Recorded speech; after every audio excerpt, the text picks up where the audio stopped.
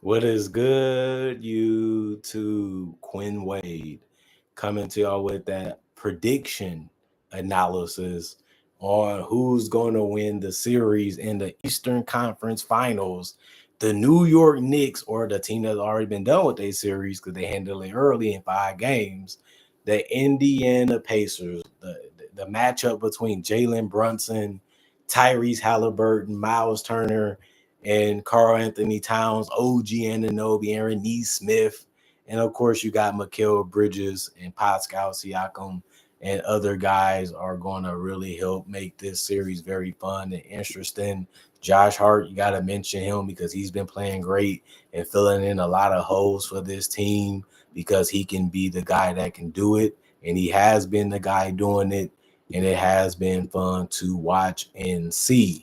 But now that we have the last two teams for the Eastern Conference, let's start off with the team that has the better record, which is the New York Knicks, who are coming in probably as the favorites. But let's see why. Because they have guys like OG Anunoby who can defend and knock down a three and create some shots every once in a while off the dribble. But he's a guy that's very stationary, and he's going to have some time to get some rest. He's going to have some time to be ready. Looked a little gassed, in game 5, but he looked lot better in game 6. Will he be able to step up enough to get 15 to 20 points or a little bit more when it's needed? Because we know that the Indiana Pacers are a high power offense. And by them being a high power offense, it makes a lot of sense at the end of the day. And I always liked it, what they have done.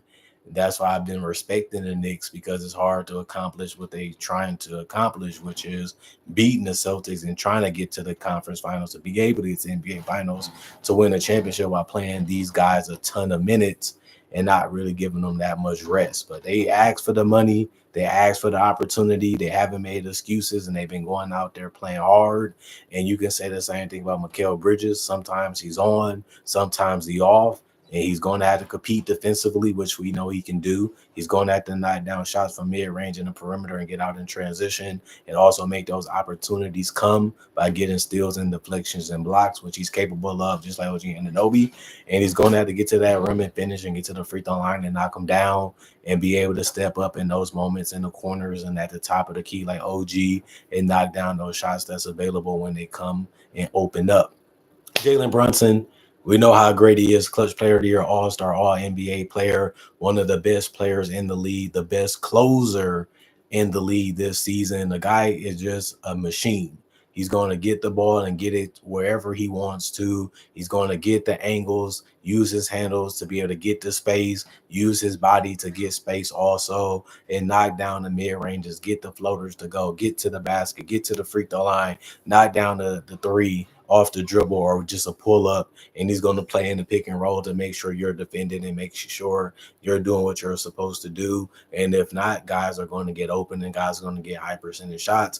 Will the Knicks knock them down? We will have to see, but we know the engine of their offense is Jalen Brunson. The guy is very special. He's one of the best players in the league, and he's really good at putting the ball in the basket or finding guys. And that's what the modern day point guards usually are, some of the best scorers in the game. And he's one of them. And the fact that he can do it throughout the entire game and not even seem like he's tired or gassed shows you that he's just putting his helmet on to be able to tackle the hardest assignments in the game. And we're going to see if he can lead his team, who's going to have home court advantage in this round.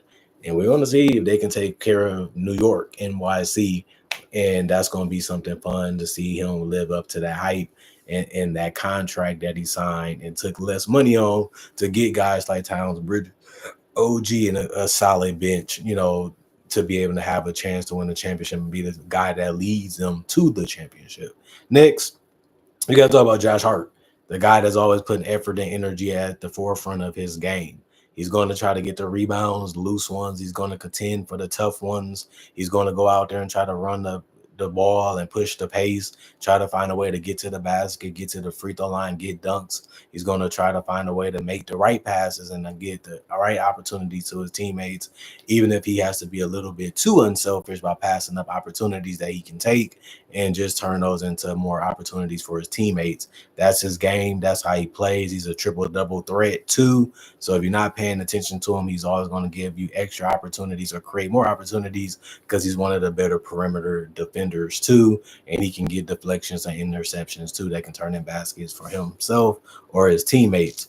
Not only that, Miles McBride is going to be one of those guys that's going to come off the bench and give him 3-point shooting and ball handling to give Jalen Brunson a little bit of rest. A guy they trust, a guy that can also get to the basket and finish and knock down free throws. I love his game. I love what he does. I love how he plays. He just understands his game and his role and doesn't try to do nothing out of the ordinary that he wouldn't want to do. Cameron Payne, he's going to get about 5 to 10 minutes, maybe a little bit more than that, depending on how the game might go. He can knock down a three. He can get to the basket. He can make some decent reads. And that's all they're going to really ask him to do in the minutes that he gets. And I think that he's going to be cool with it. You know, he understands that this is a team that can possibly win it all at this point. So might as well just go out there and give your best effort every single time that you're on the court. That's what he's been doing. So I don't expect that to change. Plus, he's always due for big games that can get you double figures off the bench. And that's what you're signing him for. That's what you give him chances for. And we're going to see if he's able to have at least one of those games in the series. Mitchell Robinson, big, strong body that can get rebounds and finish around the rim with layups and dunks. And he's showing you that he might be a hack-a-Mitch type of guy, but at least he's not afraid to go to the line. At least he's still showing you that he can do things that can help you win. And he's also a guy that makes, you know, Town a little bit more expendable because you can put both of those guys in the starting lineup or he can back up them and you can feel confident with the guy you have on the court. That's all you can ask for your bench. And he's one of those guys that has been able to do that, you know, for them. And then Towns, will he be 20 and 10 or more? He can get 25 and 10. He can get 30 and 10, but he also can have a bad game or whine too much or cry too much or just miss some shots that he should be making. But he also is a guy that can dominate a game just by playing within the role and always branching out just enough to where you can reel him back in and get him to back to where you need him to be. But this is a man that can hit the three, hit the mid-range, hit the free throws, finish in the paint, and also finish strong when he wants to. The problem is, will he do it enough in this series to be dominant enough to help his team win? He was that missing piece. We already got OG. We already got Mikal. We already got Josh Hart. Now we need a big that we feel that we can build around and trust. Will Towns be that guy? They traded for him for that reason. They feel like he was an upgrade over DiVincenzo and Randall. Right now, it's looking like fool's gold because Minnesota is in the Western Conference Finals and he's in the Eastern Conference Finals. And now it's about who can go further and who can have more success. Other than that, the trade is looking like a win-win for both of those teams, which we knew it could possibly be depending on how those teams, you know, click and chemistry gets built. But other than that, Towns has been a guy that's a valuable player and one of the biggest reasons why the Knicks are where they are. And you can say the same thing last year about the Wolves. When he has his head on straight and playing the game the right way, he's a big difference maker. And other than that, you got guys on this roster that's not going to play too much, but they're going to get some minutes like a Precious Achua. A rebound, finish at the rim is all he needs to do. Hit a mid-range every once in a while. He's not going to do much outside of that.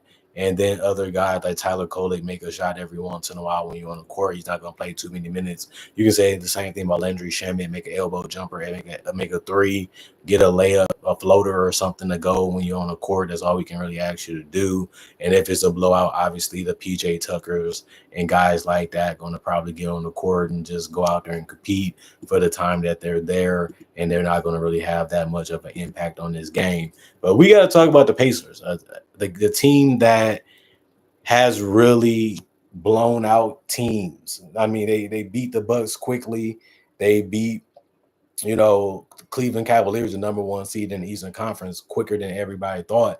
They was actually the favorite to lose that series, but they ended up winning it easily. Tyrese Halliburton, one of the best leaders in the NBA, can knock down threes, can really handle the ball and play make and keep his team, conditioned to be able to win games, and he had made some big shots and some big plays to get this Pacer team here so quickly. And it just shows you that he's all about his business. He's all about his teammates, and he's all about following what the coach needs him to do when he's on the court. But this man can make shots and make plays that's big time, and that's why he's not overrated, because he's been doing it for years. He's just doing it at the highest level, which is the playoffs. And the playoffs are where legends are made and the legacy is made. And if you can do it that way, especially the way he's doing it right now, then you deserve high praise for it. And I think if he wins this series and helps his team get to the NBA Finals, people would be a little shocked and surprised because they didn't think this team would get that far or do it that well. But now they actually got a team that they can feel that they can beat like the other ones. And if they do it, Tyrese Halliburton's stock goes up, his respects goes up, his credibility goes up, and his validation goes up. And that's all you can really ask for as a great basketball player. And, he has it all in front of him if he continues to handle his business and plays the way that he can. But he has played a little bad here and there, but he also has played great. And you just expect a great one to figure it out. If they guard you this way or they play you this way, make the right reads, make the right reactions, and just make the right play at the end of the day. And that's something that you can always count on for the most part. Tyrese Halliburton doing. Next thing I will say is you have to give credit to the bigs. Pascal Siakam has been a bucket, hitting the mid-range jumpers, hitting the threes, finishing in the paint, knocking down his free throws, rebounding at an okay level, but also passing when he doesn't have the shot that he doesn't want, hunting mismatches and scoring quickly when he gets the ball has been something that he has been mastering, and that's why he's one of the best big men in the NBA and has been for multiple years, and that's why they picked him up, because they feel like he can be a great piece for them, and he has been ever since they got him, and I think that continues. Miles Turner, he's going to go for the threes at the top of the key. He's going to go for the mid ranges. He's going to be in the dunker spot to get some dunks. He can shoot free throws. He's going to give effort on the defensive end to block shots and use his body to bang. He's going to have to stay on the court and not get in foul trouble. Same thing with Pascal. Same thing with Thomas Bryant, who's going to be big in this series, because Towns is going to try to bang. That Mitchell Robinson is going to bang. He's going to try to get offensive rebounds and go straight up and finish. You got to watch not fouling them. You got to watch not touching them at the wrong time, because they are strong enough to finish and they are strong enough to get you in foul trouble. Best part about them was picking up Thomas Bryant, giving them another big that they can throw out there that can stretch the floor and protect the realm. And I think he's going to be big for that. Andrew Nimhart, he's really good. He can knock down the mid-range, can knock down the three, can handle the ball in isolation situations, but he also can play off the ball. He also is unselfish, so he's going to make the right plays, and he's also going to move off the ball if he needs to keep the ball moving if he gets it and find somebody that has a better shot. TJ McConnell, you got to like what he can do. He can handle the ball, get to the mid-range, get to the layup line, because he makes those decisions when you ain't really paying attention, and then it's an easy layup off the backboard, but he also can knock down free throws and find his teammates too, whether he's probing looking for them or they're just not guarding their guy because he broke down the defense a little bit. Then he's just going to kick it out, or he's just going to dump it off, and then it's going to be a high percentage shot for his teammates. Then Aaron Nesmith, like I said before, this is a guy that can be a 3-and-D guy. He's going to defend you. He's going to get in you. He's going to make it tough, but he's also going to make his threes. He's also going to try to get to the basket. He's also going to try to get out of the transition. So he's a guy that you have to pay attention to. When it comes to their bench, the main guys you're looking forward to seeing is Ben Shepherd. He's a guy that's going to make shots and try to make a great play when he has the ball, or he's going to defend a little bit. Obi Toppin going to run up and down the floor, play in the corners, play at the top of the key, try to get to the basket and make dunk attempts or layup attempts that's high percentage, and those are the shots that you like, especially when they're coming off the bench. And these guys, he's another good big that can come off the bench and give you legitimate minutes, especially if you get in foul trouble, and still give you floor space. And also Jarris Walker can give you the 3-point shooting. He can give you the ability to have a cutter, and that's something that he's good at, but I like what he does as a player.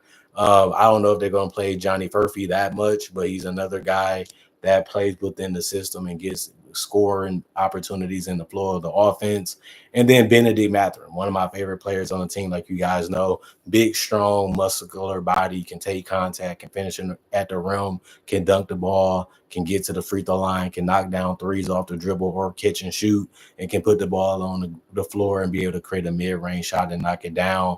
The guy is a phenomenal basketball player. He's a guy that can get double figures off the bench easily, and he's going to play starter minutes. So you have to watch him because he comes in and you don't know what they're going to try to run for him or what they're going to try to get from him. But you do know that he's going to be a big part of what they're trying to do as a team.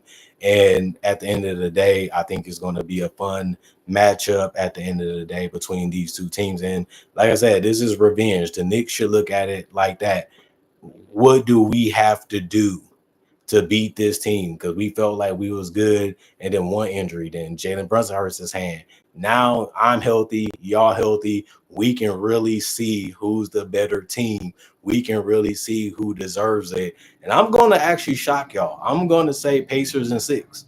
I'm going to say I think the Indiana Pacers get it done. I like their offense. I like how they score. I like their bench. I like their bigs. I like their starting lineup. I like their shooting ability. They play like a team. Everybody's touching the ball. Everybody's moving the ball. Everybody's cutting. Everybody's switching. If you lose one guy, they make you pay for it. Rick Carlisle is a fantastic coach. He's a championship coach. He won with the Dallas Mavericks, and they did a lot of things that was similar. And I know that the Knicks are going to be a team that they're going to feel like they deserve to be here. They had a hard way to get here, which is true, but they can be a little stagnant. They can get in a little bit of trouble. They miss a lot of shots, and if you can guard them and defend them, they can be a little bit too predictable. And they're a team that can settle a lot. And that has been their Achilles heel of why they haven't really been able to get to that championship level, even still to this day. But if they're going to win this series, Jalen Brunson, Towns, Mikal, and obviously OG are going to have to give you 20 plus, like they have done in this beating the Celtics today. If they can get 20, 20, 20, 20, and Josh Hart gives you close to a triple-double, then they're going to be in the game and they're going to have an opportunity to win it. But most time in these games, if their shots not falling or Jalen Brunson can't get the separation and get the buckets to fall, then they're in a tough situation because the Pacers, they can blow you out quickly. They are just that good. They are just that dynamic. And I think that is fun watching them play. But I don't seen them put the Bucks out quick. I don't seen them put Cleveland out quick. I don't think they playing no games. I don't want no problem with them Pacers. And my Celtics, last year they was playing the Pacers and every single game came down to the wire. Blessingly enough, we was able to beat them and able to win every game, even though there's slight advantages to get it done. I think that that's what the Knicks are going to have to worry about. What do we do when we're down by 5? What do we do if we're down by 8? Because we know how fast them Pacers can get it back going. If you stop them 2-3 times in a row, they'll be coming back 5, 6, 7 times in a row. Can the Knicks keep up with those Indiana Pacers? That's my question. That's what I want to see, and that's what we're going to find out in this series. Other than that, comment, like, subscribe, share, hit the notification bell for more analysis. And if you're new to the channel, I do conversation videos just like this and NBA only topics. Also do breakdowns of real footage of legends, current legends, rookies, and also future stars. Also do my draft and draft coverage. And I got over 3,000 plus videos already on my channel that you can watch and possibly become a fan or a subscriber if you choose to. Not only that, I would also say I make videos each and every day that I'm living. So I always give you something to watch and be entertained with if you love NBA content, especially basketball videos in general. Not only that, hope you guys enjoying all day. Hope you guys enjoying the weekend since it's back here.